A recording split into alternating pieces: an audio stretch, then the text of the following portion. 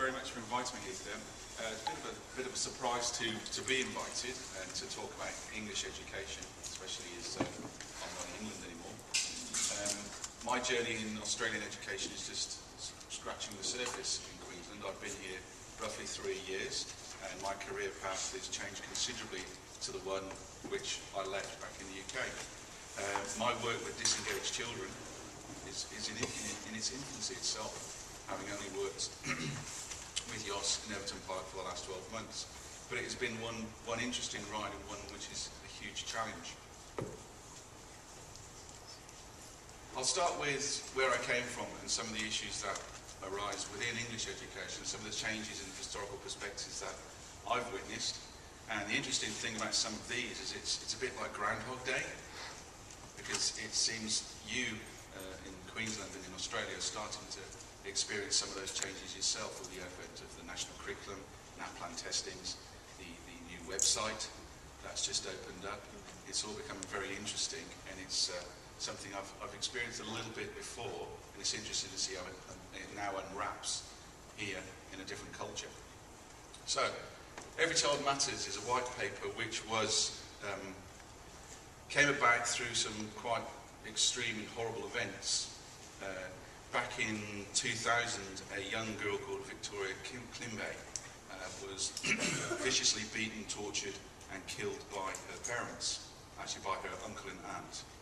She was from Africa, she was an immigrant, and basically it showed a huge issue with the way social services, education, health worked, in the fact that there were so many loopholes, so many gaps that kids were just falling through. What this paper brought about was the fact that educational authorities were completely changed. Health, education, councils, social services all became under one banner, and councils were disbanded and then reorganised, so all these organisations sat in one place with one leader. And it ended up with the Children's Act of 2004, which brought an agenda to the education forum of be healthy, stay safe, enjoy and achieve, make a positive contribution and achieve economic well-being.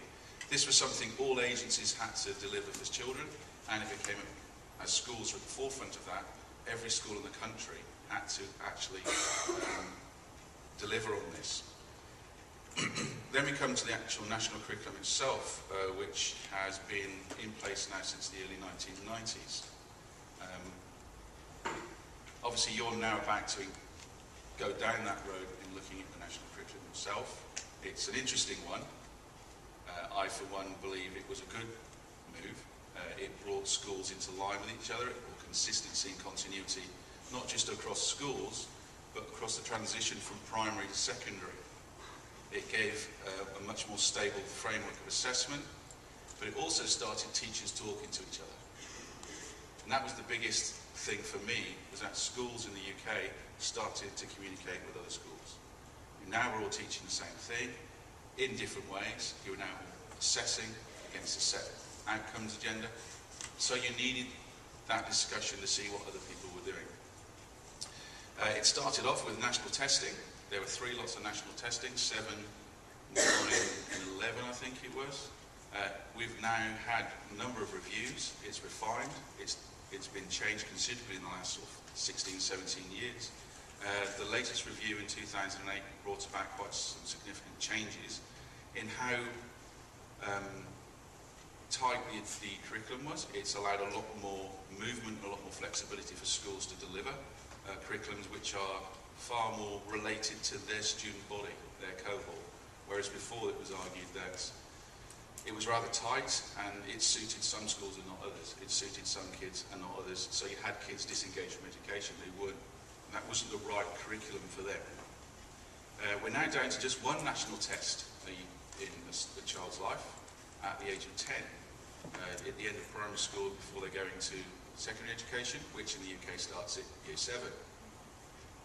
Again, that one is now rearing its head here in Queensland in the change that I'm sure will happen from primary to secondary when students will be starting their secondary education in year 7. Within the national curriculum, there was then a common assessment framework, so everybody was assessing the same criteria in the same way. And the one thing all this brought about was the way teachers started to lead the agenda. And I think that was one of the most relevant changes in education in the UK, was the drive for the national curriculum, for its development and for education, started to become more at and with teachers.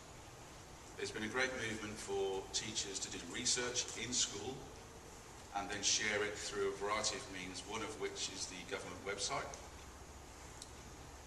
The advent of specialist schools programme, again, continued to push that agenda, and I'll talk a little bit more about specialist schools in a moment. But it brought about things such as assessment for learning. I think that's something else that's now here in Queensland, if it hasn't been for some years, in terms of how you use assessment to guide, inform, change and progress with students, how you actually teach and inform students to assess themselves, to assess their peers, and use that as a stepping stone for success.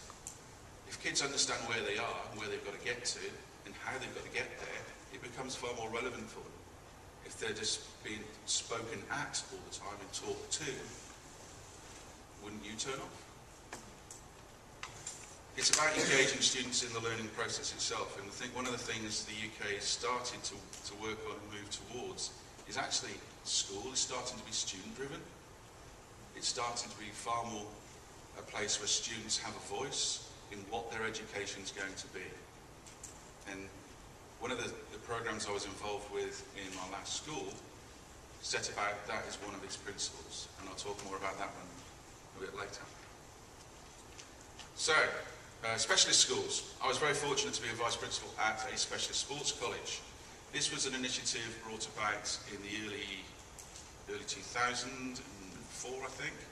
I was lucky to be one of the first 5 schools in the country to become a specialist school. So we were there right from the beginning. There are now over 3,000 specialist schools in the UK. In order to be a specialist school, you have to actually apply for it, you have to meet a certain amount of criteria, and you have to raise a certain amount of venture capital, usually through industry. That's then matched by the government, and you then have a remit to develop your school within that specialism. It's used as a focus, and I think we have some schools here who have similar sporting focuses, academy type processes. It wasn't really about that. The whole point about specialism wasn't to be the best soccer team in the school's competition. It wasn't to produce the best netball players. It was actually about using that focus to engage learning. As a sports college, we used sport and physical activity as a way of engaging students in their learning.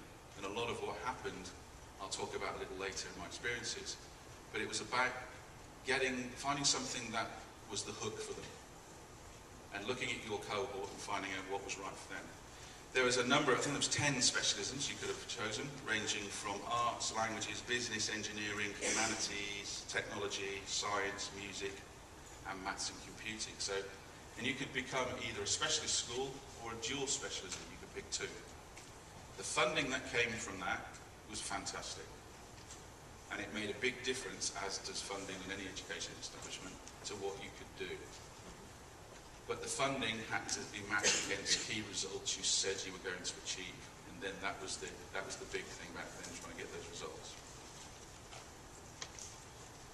What specialist schools also did was develop a network. And this again added to the whole case study, schools communicating with each other and opening up those networking opportunities, which were just fantastic, really. In that no school was ever isolated. There was always a buddy school that you could actually work with and actually develop new ideas through. So what we had was the specialist school in red, whether that was whichever specialism that was. They then had their feeder primary schools in their family. And each specialist school then had to have 2 to 3 community schools in their community they then partnered.